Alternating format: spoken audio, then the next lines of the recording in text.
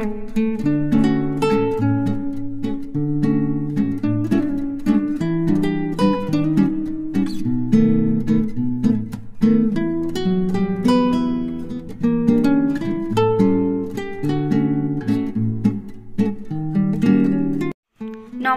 केमन आছেন सबाई।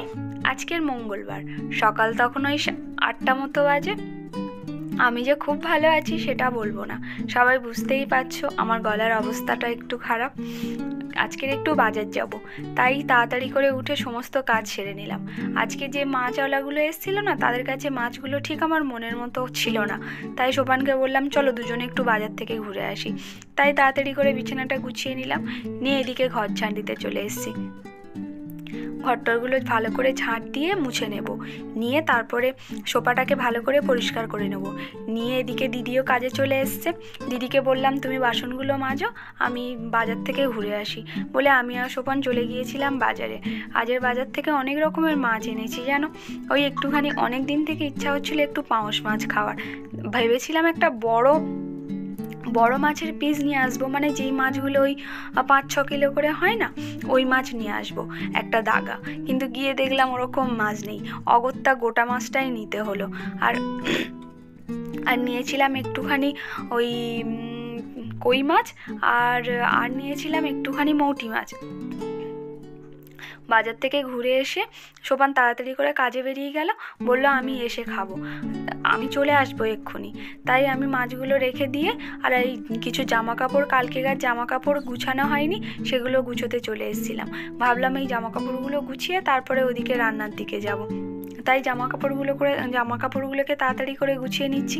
আর জামা কাপড় তুলতেই যখন গিয়েছিলাম তখন এই ক্লিপগুলোকে এরকমভাবে চাদরের সঙ্গে আটকে নিয়েছিলাম, কারণ ক্লিপ তোলার বক্সটা নিয়ে যাওয়া হয়নি। আর এইদিকে দেখো মেয়ের কিছু জামা কাপড় বাছাই চলছে।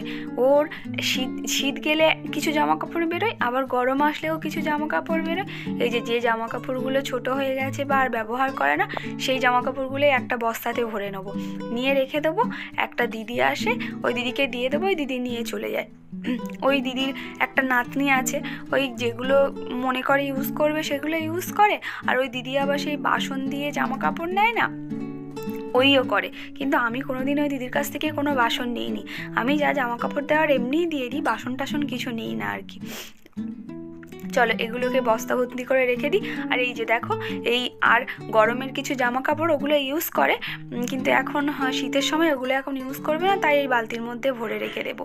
আর এই দেখো এই 4টে ছোট ছোট বাকেট নিয়েছি, এগুলো না ছোট ছোট ওই খোপ করা আছে। মোজাগুলো একটা একটা করে রেখে দেবো, কারণ মোজা ছোট জিনিস না, এদিক ওদিক শুধু ছড়িয়ে ছিটিয়ে থাকে। তাই এটা অর্ডার করলাম, এটা বেশ ভালো লাগলো। কিন্তু দোষের মধ্যে দুটো সাদা এসছে। সাদা দেখতে ভালো লাগে, কিন্তু এত নোংরা হয়, কিছুদিন পরে না পরিষ্কার করলে কালো হয়ে যায় পুরো একদম। এটা বেশ আমার ভালো লেগেছে। দুটো এখন ইউজ করবো আর দুটো রেখে দেবো, একটা সাদা আর একটা সবুজ ইউজ করলাম। আর তার জলগুলো ভরে নিই। কিছুটা জল এখানে রেখে দিই আর কিছুটা জল জানালায় রেখে দেবো। জানালায় রোদ চলে এসছে, এখন না ভরে জানালায় দিলে আবার রোদটা চলে যাবে। তাড়াতাড়ি করে এগুলো ভরে নিয়ে আবার মাছগুলোকে কাটতে বসতে হবে, কারণ হচ্ছে মৌটি মাছটা কাটতে হবে আর কই মাছটা কাটতে হবে। পাঙাশ মাছটা তো বড় মাছ কেটে দিয়েছে, সোপান অবশ্য বলেছে তুমি কই মাছটা রেখে দেবে, কই মাছটা আমি এসে কেটে দেবো, তোমার কাটতে হবে না। যে কোনো কাজ দুজন মিলে করলে কত সুবিধা হয় না। আমি ওই জন্য দেখলাম কই মাছগুলো না একদম জ্যান্ত ছিল, তাই ভাবলাম আগে মৌটি মাছগুলো কেটে ফ্রিজের মধ্যে ঢুকিয়ে দিই, কারণ মৌটি মাছগুলো যদি আমি রেখে দিই তাহলে ওটা পচতে শুরু করবে, তখন আর ওই যে একদম টাটকা যেটা ছিল সেটা আর থাকবে না। এই যে বোতলগুলো যে যার জায়গায় রেখে দিই। আর কিছু সবজি এনেছি, দাঁড়াও দেখাই তোমাদের। এই যে ওলকপিটা এনেছি, আর পাতাগুলো ভাবছি রেখে দেবো। ওলকপি পাতা বেশ ভালোই লাগে। কালকের ওই যে মূলো পাতা ভাজা করেছিলাম না, ছোট ছোট মূলো পাতাগুলো মাই পাঠিয়েছিল। ওই মূলো গাছে এখনও মূলো হয়নি, শুধু পাতাগুলোই মা পাঠিয়েছিল ছোট ছোট, বেশ ভালো খেতে লেগেছিল। আর এই যে বেগুন নিয়েছি, আর দুটো বাঁধাকপি নিয়েছি, আর কিছুটা পালং শাক নিয়েছি। এই পালং শাকগুলো একটু ছড়িয়ে রেখে দেবো, একটু জল মতো আছে, শুকিয়ে গেলেই ফ্রিজের মধ্যে তুলে দেবো। আর এই দেখো মাছগুলো এবার ধুতে চলে এসেছি। কারণ প্লাস্টিকের মধ্যে বেশিক্ষণ থাকলে আবার খারাপ হয়ে যাবে। এই দেখো পাঙস মাছটা অনেকটা হয়েছে, পাঙস মাছটা প্রায় 1 কিলো 400 মতো হয়েছে। আর দেখেছো কই মাছগুলো এখনও জ্যান্ত আছে। আর এই মৌটি মাছগুলোকে ধুয়ে মানে মাছগুলোকে বলতে প্রথমে হচ্ছে তোমার ওই পাঙস মাছটাকে ধুয়ে ফ্রিজের মধ্যে কিছুটা আজকে রান্না করবো আর কিছুটা ফ্রিজের মধ্যে রেখে দেবো।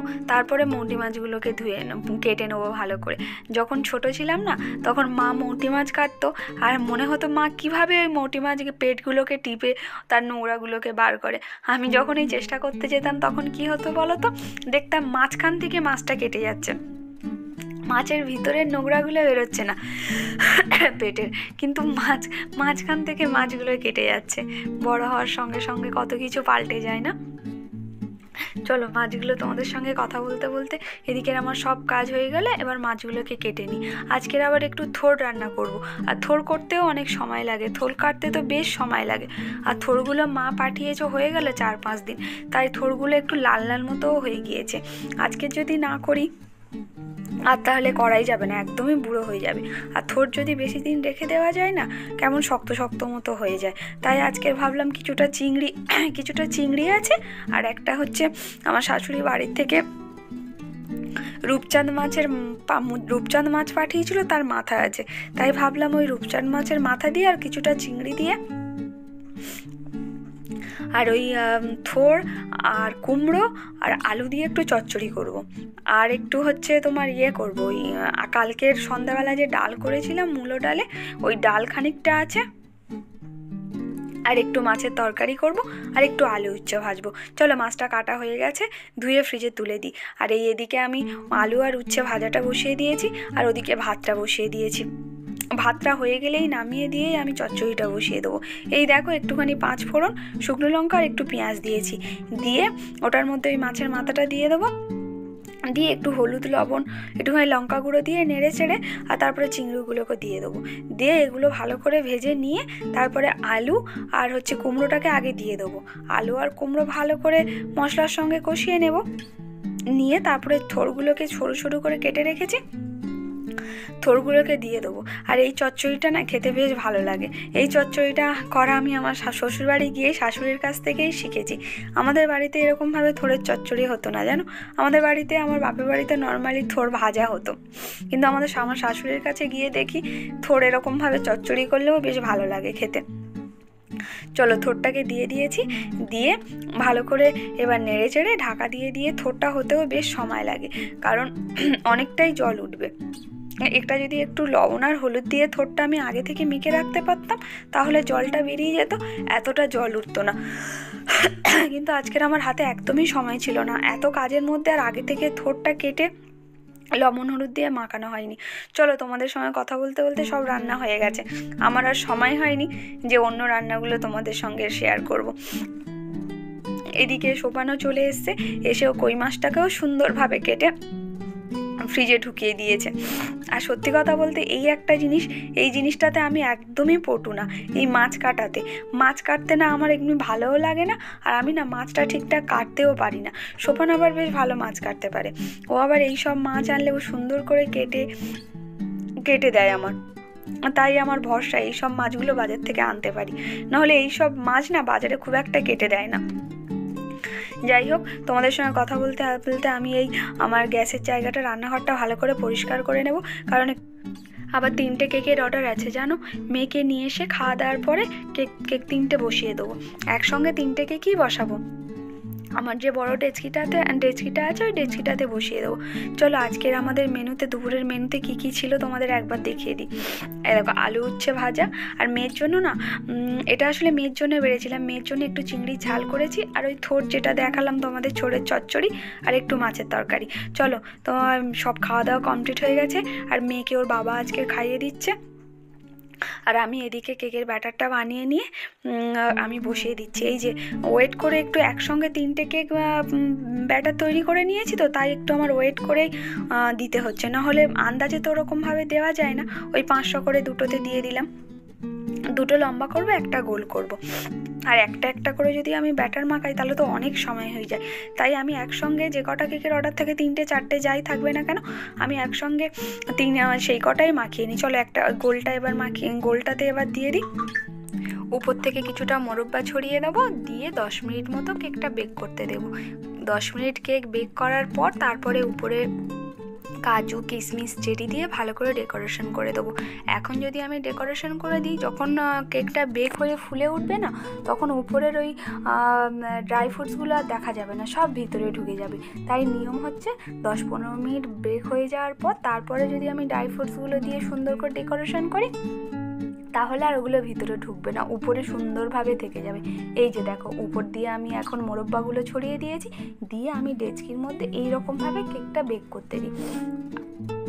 10 মিনিট পরে আমি আবার খুলে উপর থেকে ড্রাই ফ্রুটসগুলো দিয়ে দেবো। সেটা তোমাদের দেখালাম না। প্রায় 50 মিনিট পরে আমি খুলেছি, দেখো উপরে কি সুন্দর ড্রাই ফ্রুটসগুলো দেখা যাচ্ছে, দেখেছো? দেখতেও কি ভালো লাগছে না? কেকটা অলমোস্ট বেক হয়ে গেছে, আর মিনিট 10 হলেই সুন্দর একটা কালার চলে আসবে। আর উপরে ড্রাই ফ্রুটসগুলো কি সুন্দর দেখতে লাগছে না? যাই হোক, আজকের ভিডিওটা তাহলে এই পর্যন্ত। সবাই ভালো থাকবেন, সুস্থ থাকবেন, আর সবাইকে ভালো রাখবেন।